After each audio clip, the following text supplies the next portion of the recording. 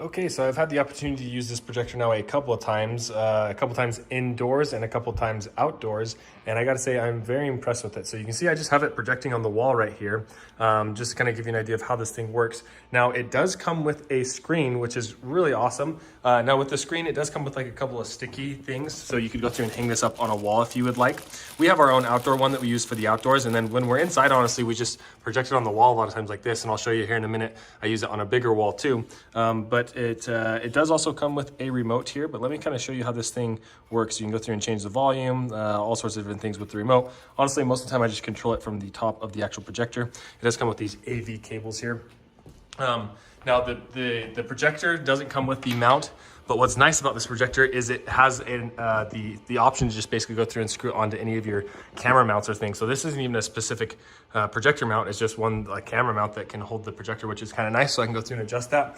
On the side here of this projector, you do have two USB ports, and then an AV port, and then also just an audio port here, and then an HDMI. So something to keep in mind is it does come with an HDMI cord. It doesn't come with a USB.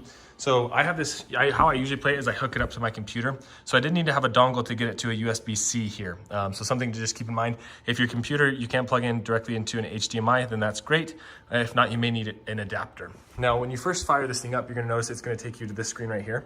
And what's cool about this is you can go through, and if you move this button, you can see you can adjust it to kind of fit on the wall up or down. And obviously if I move the projector back, it can get a lot bigger. Right now, this is about as small as it can get. This thing can go all the way down to 30 inches like you see it right now, or as much as 200 inches wide, which is awesome. And the screen itself is 100 inches, just to call out something there. And you can see with this, you can go through and focus it as well. So you can see right now it's focused, but if it was bigger and I had to go through and adjust it, if I'm going through and, sorry, I do it with one hand, you can see it's getting blurrier because you can go through and change this or focus it in by turning it this way right here, which is really nice. Now I have it all blurry. Let me get that more in focus there. There we go. So you can see when you get to the options like this, how I typically like to do it is you can go into the settings and change lots of different things in here, including the picture mode, brightness, tint, all sorts of different things. But the default mode should work for most people. If you want to hit back, you just hit this button right here. And then I just have it hooked up to the HDMI here. So you can see I just go through and I click on HDMI. And then now it is feeding over to my computer here, where I have SpongeBob playing, and I can go through and just press play here. And you can see it's going through right there. It's kind of light outside.